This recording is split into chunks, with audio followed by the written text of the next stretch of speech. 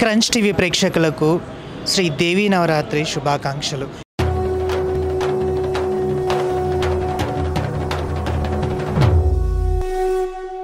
ఈరోజు అమ్మవారు మహాసరస్వతిగా ఈరోజు అవతారం ఇస్తున్నారు. మహాసరస్వతి అంటే విద్య, జ్ఞానం, తర్వాత అన్ని విధాలకు కూడా అమ్మవారు శుభచూచి. అంటే ఏ రంగంలోనైనా సరే కానీ ఏది సాధించాలన్నా కూడా విద్య అనేది చాలా ముఖ్యం అన్నమాట.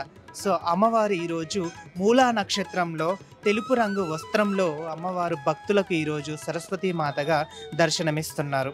సరస్వతీ మాతగా అంశ వాహనం మీద అమ్మవారు దర్శనం ఇవ్వడం అనేది చాలా ప్రత్యేకత. అయితే అమ్మవారిని తీసుకున్నట్టయితే సాక్షాత్తు బ్రహ్మదేవుని నాలుక మీద కొలువు తీరి ఉన్న అమ్మవారు ఈరోజు మనకు దర్శనం ఇవ్వడం అనేది చాలా ప్రత్యేకత. అయితే అమ్మవారి గురించి అసలు సరస్వతీ మాతని ఎలా పూజిస్తే సకల సౌభాగ్యాలు కలుగుతాయి అనే దాని మీద గురించి చూసుకున్నట్టయితే ఈరోజు మనతో పాటు కొంతమంది ఉన్నారు. శర్మ గారు, వారిని అడిగి మిగతా విషయాలు తెలుసుకుందాం.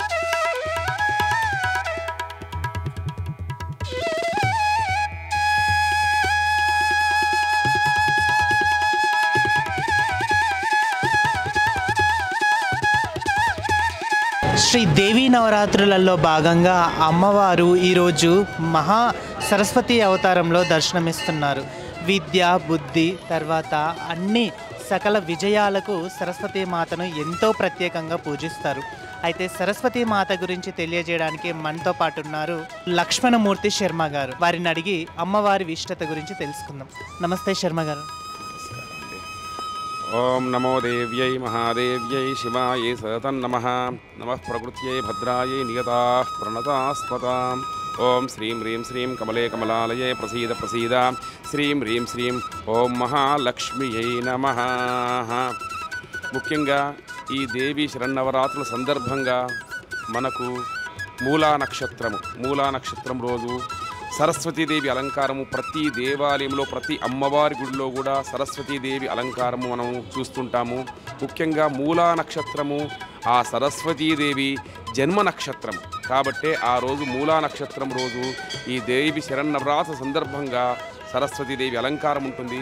ముఖ్యంగా సరస్వతీదేవి సకల విద్యా ప్రదాయిని, అంటే అన్ని విద్యలకు అధిష్టాన దేవత కాబట్టి అందరూ కూడా ఆ మూలా నక్షత్రం రోజు సరస్వతీదేవి అలంకారం రోజు అందరూ చదువుకునే పిల్లలు మరియు ఉద్యోగస్తులు మరియు వ్యాపారస్తులు అందరూ కూడా అమ్మవారి దర్శనం చేసుకుంటే ఆ రోజు, ఎందుకంటే ఆమె సకల విద్యలకు అధిష్టాన దేవత కాబట్టి అందరూ మూలా నక్షత్రం రోజు ఆ అమ్మవారి దర్శనం చేసుకొని అందరూ కూడా సకల విద్యావంతులై వర్ధిల్లాలని కోరుతూ,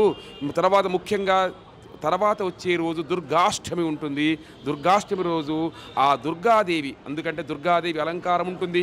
ఆ రోజు ముఖ్యంగా సద్దుల బతుకమ్మ కూడా కార్యక్రమాలు మహిళలందరూ కూడా భక్తి శ్రద్ధలతో నిర్వహించుకొనుటకు ఆ బతుకమ్మ పండుగను కూడా ఆ దుర్గాష్టమి రోజు చేసుకోవాలి.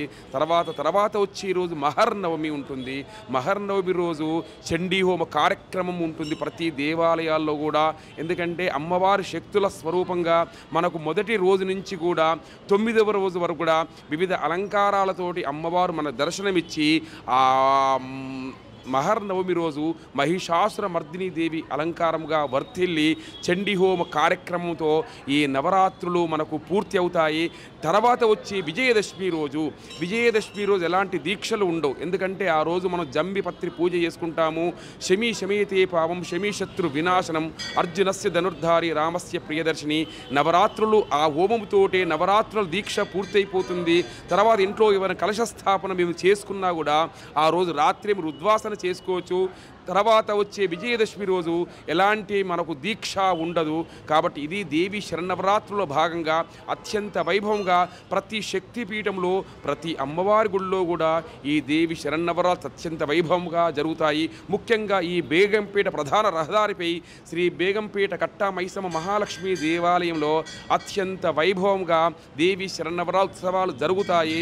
కాబట్టి ఈ నవరాత్రి సందర్భంగా భక్తులు కూడా తండోపతండాలుగా చాలా దూర ప్రాంతాల నుంచి వచ్చి కూడా అమ్మవారిని కోరుకొని ఆ అమ్మవారు కూడా ఆ కోరికలు తీరుస్తుంది.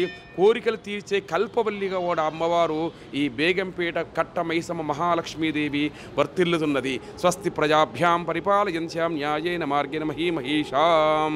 థ్యాంక్ యూ సో మచ్ గురువు గారు, చాలా చక్కటి విషయాలు మాకు చెప్పారు. Thank you so much.